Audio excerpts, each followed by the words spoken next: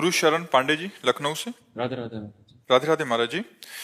महाराज जी, आपने मुझसे पहले एकांतिक में कहा था कि दीक्षा दो प्रकार की होती है, आंतरिक और बाहरिक।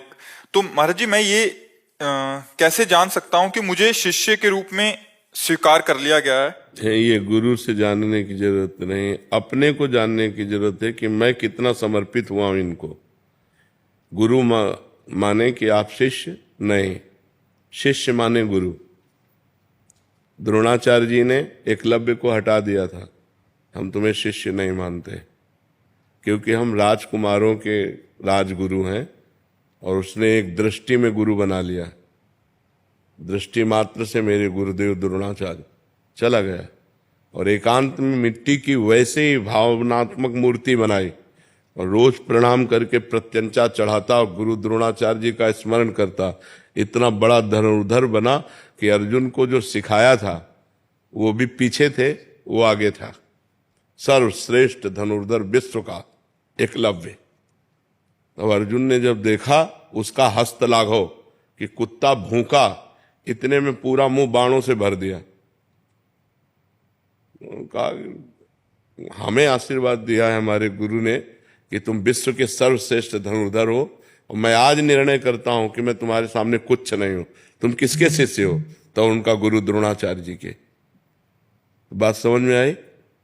द्रोणाचार्य जी ने हटा दिया था कि हम राजगुरु हैं क्षत्रिय राजकुमारों के। तो शिष्य के माने गुरु, ना कि गुरु के माने शिष्य। आप कितने % समर्पित हैं ये आपका हृदय जानता है। हम बिल्कुल आपको तिरस्कार करेंगे और आप मानते हैं कि आप मेरे परब्रह्म परमात्मा हैं, आपका कल्याण हो जाएगा।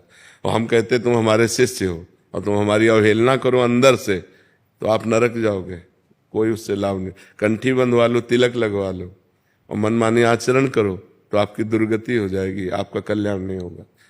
हम बिल्कुल तिरस्कार, हम मानते ही नहीं आपको, और आप हमारे परब्रह्म परमात्मा हो, आप परम भगवान को प्राप्त हो जाओगे। समझ पा रहे हैं आप? जो शास्त्रीय बात है वो ये बात है। महाराज जी, मैंने पिछले कांतिक में मैंने आपसे पूछा था कि मैं सख्य भाव में भगवान को प्रेम करता हूँ। तो फिर आपने एक पुष्टि मार्ग के बारे में बताया था, लेकिन मैंने कहा था कि मैं आप ही को सब कुछ मानता हूँ, आप ही से सब कुछ लेना देना है। फिर तब आपने कहा था कि आप हमको आंतरिक से गुरु मानो, फिर आगे बढ़ो। तो वही मैं जानना चाहता था कि इसी मार्ग में अंदर से मान के आप। देखो, अगर आप भजन शुरू करो, भगवान आपके भाव को जानते हैं। आप अगर उनसे सखा भाव रखोगे, मित्र भाव रखोगे, पुत्र भाव रखोगे, जो भाव रखोगे वो आपको अनुभव करा देंगे। नाम जप करो, पहले दाम इकट्ठा करो, फिर जो चाहो खरीद लो। नाम वो धन है जिससे भगवान को अधीन किया जा सकता है। सुमिर पवन सुत पावन नामू, अपने बस करी राखे रामू।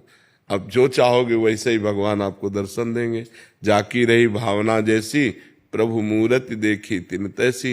यदि आप भगवान को बाल रूप देखना चाहोगे तो बाल रूप, मित्र रूप मित्र रूप, पिता रूप पिता रूप, स्वामी रूप, जो चाहो जैसे चाहो, वो तो करुणा निधान है, वो सब विधान बना देंगे।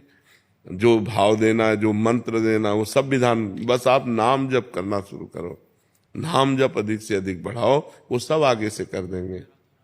हाँ, जप बिल्कुल।